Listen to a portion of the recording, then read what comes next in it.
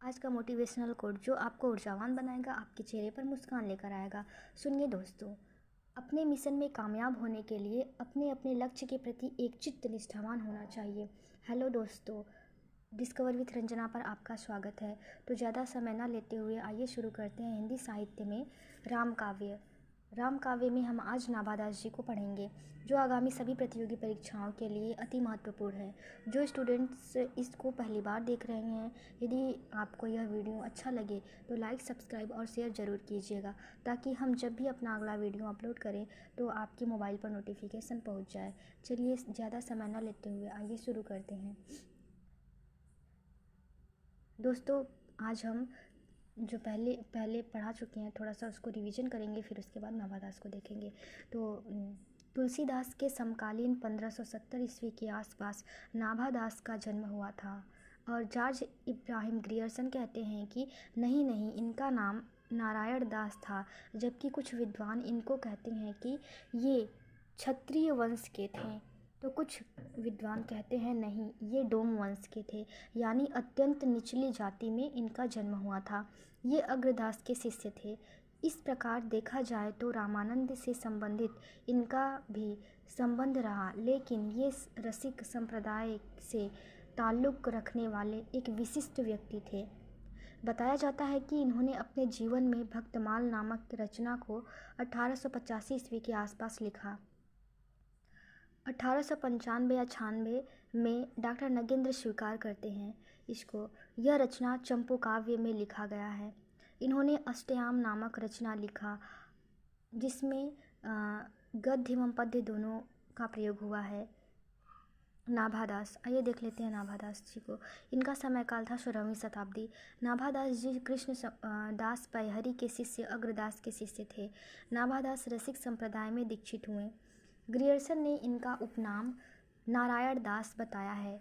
इन्होंने 1585 ईस्वी के आसपास भक्तमाल की रचना की, जबकि डॉक्टर नगेंद्र ने इसकी रचना का समय 1596 ईस्वी बताया है।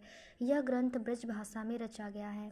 इसमें 200 भक्तों का जीवन चरित्र 316 छप्पय छंदों में वर्णित है। भक्तमाल लिखने का उद्देश्य जनता में भक्ति का प्रचार प्रसार करना था। भक्तमाल का टीका प्रियादास ने 1712 ईस्वी में रसबोधिनी शीर्षक से कवित्त सवैया छंद शैली में लिखा। नाभादास ने 2 अष्टयामों की रचना की, जिसमें राम व सीता की 8 प्रहरों मतलब 8 पहर का कौतूहल वर्णित है। इन ग्रंथों की भाषा ब्रज भाषा थी तथा इसमें गद्य एवं पद्य शैली का प्रयोग हुआ है, इसलिए इन्हें चंपू काव्य भी कहा जाता है। अष्टयाम में श्रृंगार, भक्ति अथवा रसिक भावना को लेकर लेखन कार्य हुआ है। नाभादास को कुछ लोग डोम व क्षत्रिय मानते हैं। इन्होंने भक्तमाल में कबीर के संदर्भ में लिखा है, कबीर कानी राखी नहीं, वर्णाश्रम सट दर्शनी। नाभादास तुलसीदास के संदर्भ में लिखते हैं, कवि कुटिल जीव तुलसी, भय वाल्मीकि अवतार धरी।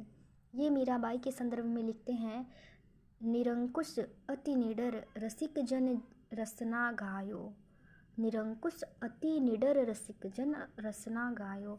नाभादास तुलसीदास के समकालीन थे, इसलिए इनका जन्म अनुमानतः 1570 ईस्वी में हुआ। सूरदास के संदर्भ में लिखते हैं, उक्ति जोत अनुप्रास वरन, अस्थिर अति भारी, वचन प्रीति निर्वाह अर्थ, अग्रदूत कुतधारी।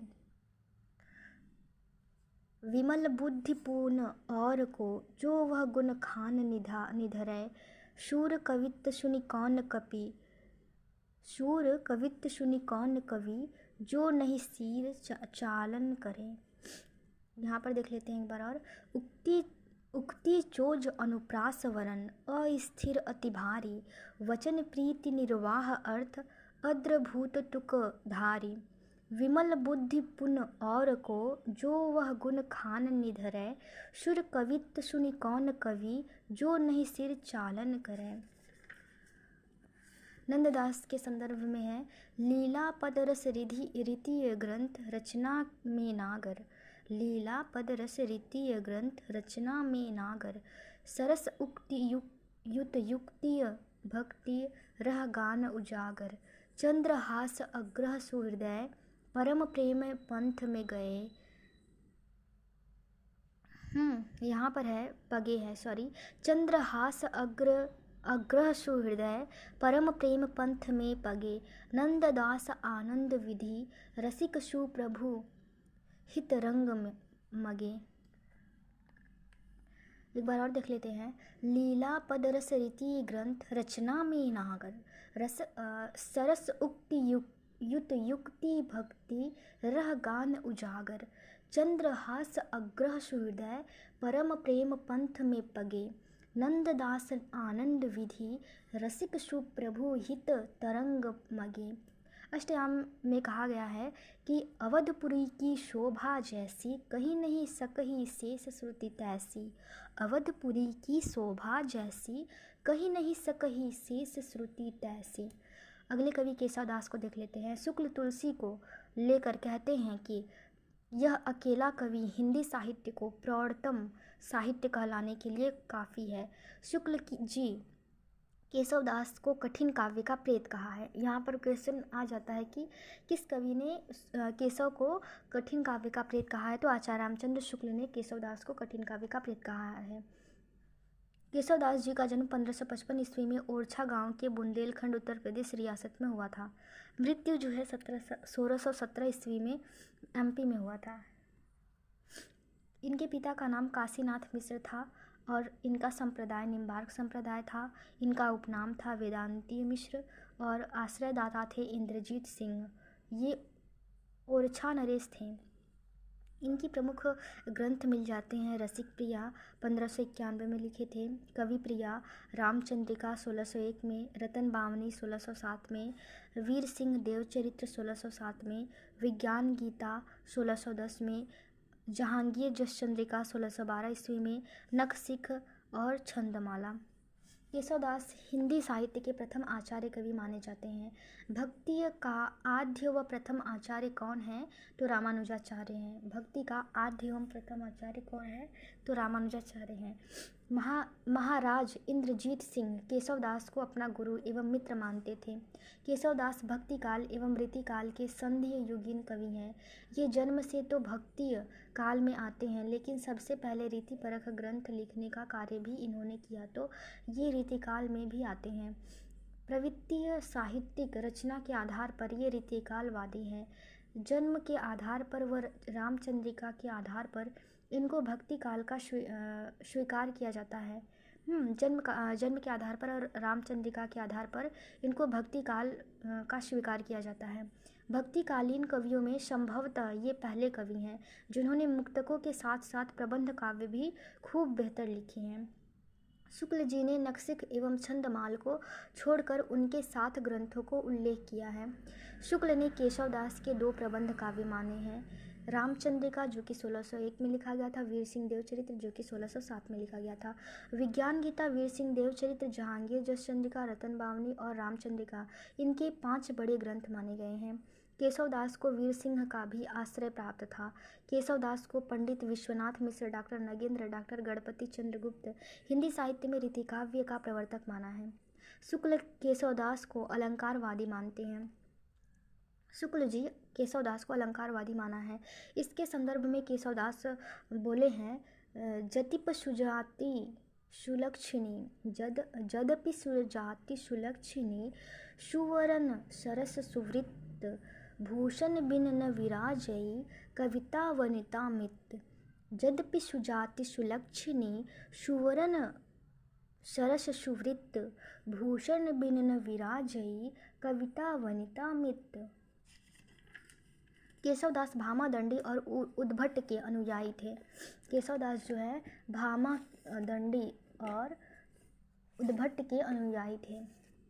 यही कारण था कि शुक्ल ने कहा है कि बड़े साफ शब्दों में कहा है कि केशवदास हिंदी साहित्य में रीति काल के प्रवर्तक नहीं हो सकते।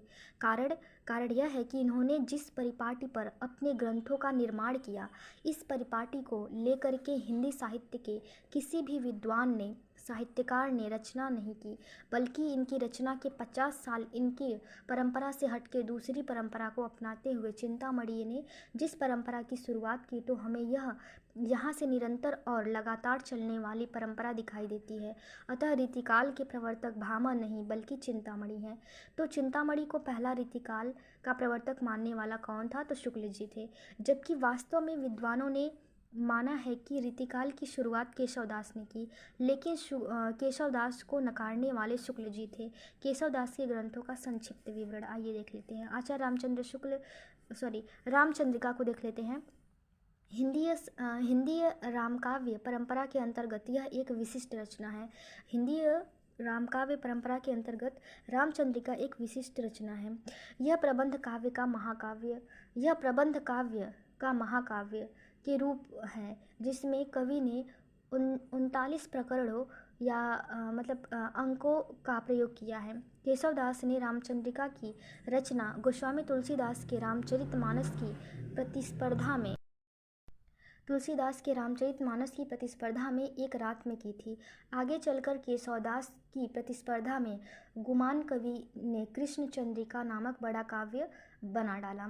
डॉक्टर रामस्वरूप चतुर्वेदी ने रामचंद्रिका को छंदों का अजायब घर का माना है।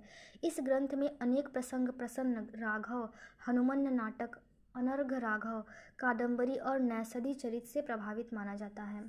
यह ग्रंथ ब्रज भाषा में रचित है तथा यह अपनी संवादात्मक शैली के सफल प्रयोग के लिए जाना जाता है। प्रचलित है कि खाने में सुहारी और गाने में गारी का महत्व है। वीर सिंह देवचरित, अगले कवि हैं वीर सिंह देवचरित। इसमें वीर सिंह के चरित्र का वर्णन है, जो कि इनके आश्रयदाता थे। यह एक राजनीतिक परक ग्रंथ है। यहाँ पर वीर सिंह देवचरित एक ग्रंथ है, किसका है? वो भी केशवदास का ही है। केशवदास का दूसरा ग्रंथ है वीर सिंह देवचरित्र।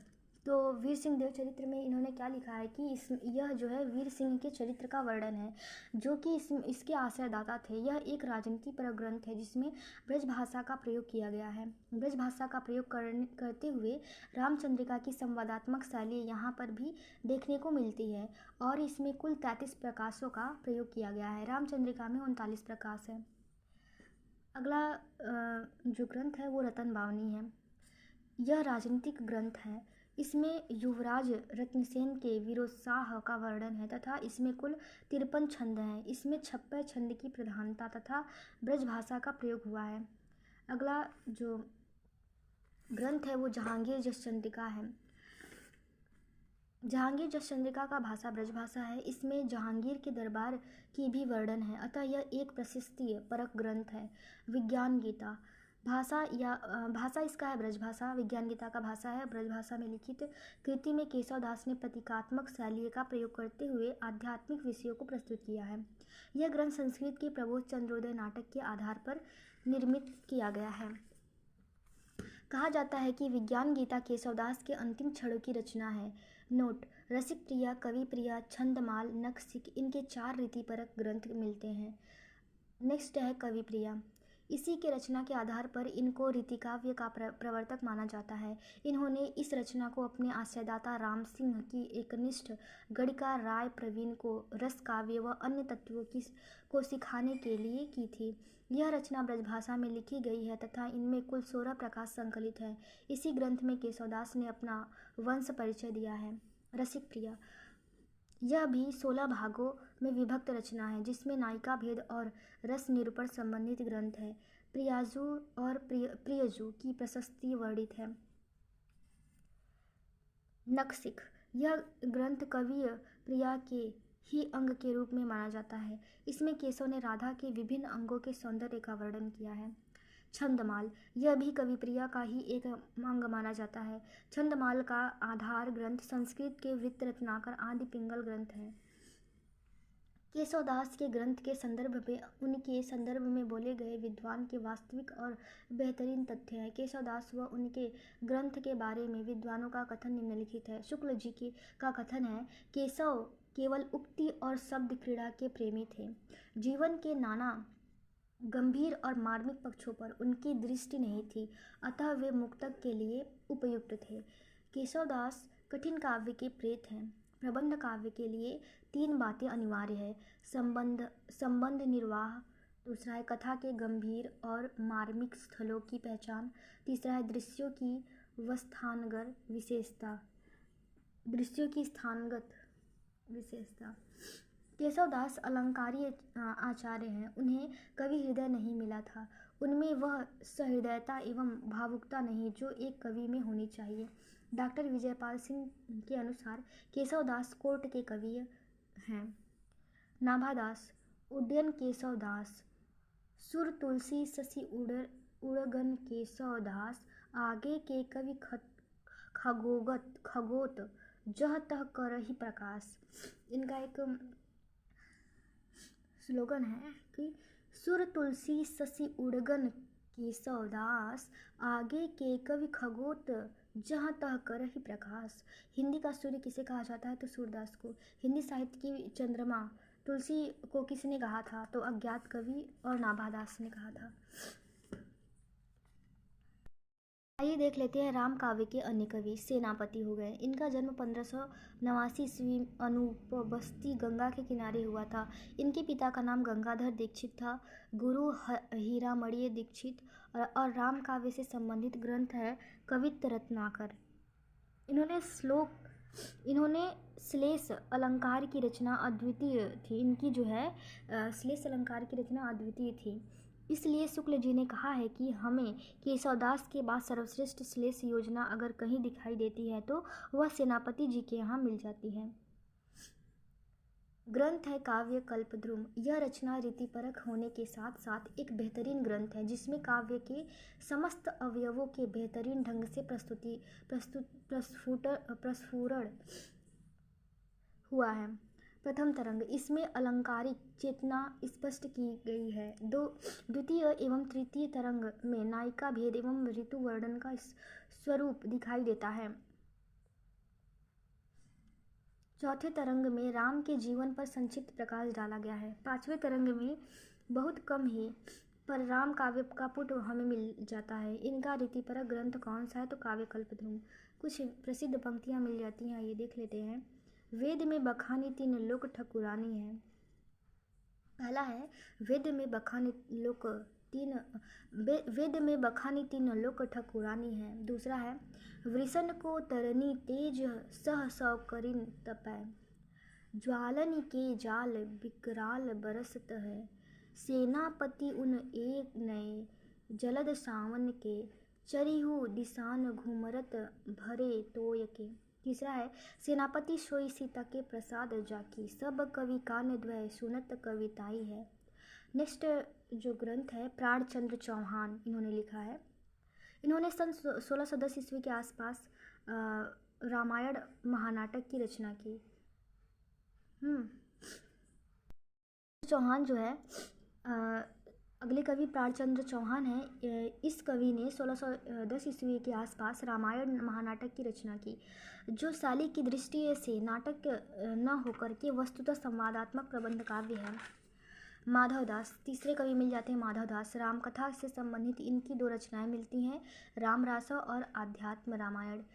चौथे कवि हैं हृदय राम। इनका जन्म पंजाब में हुआ था। ये पंजाब में रहने वाले थे। इनके पिता का नाम कृष्णदत्त था। इन्होंने 1623 ईस्वी में संस्कृत के हनुमान नाटक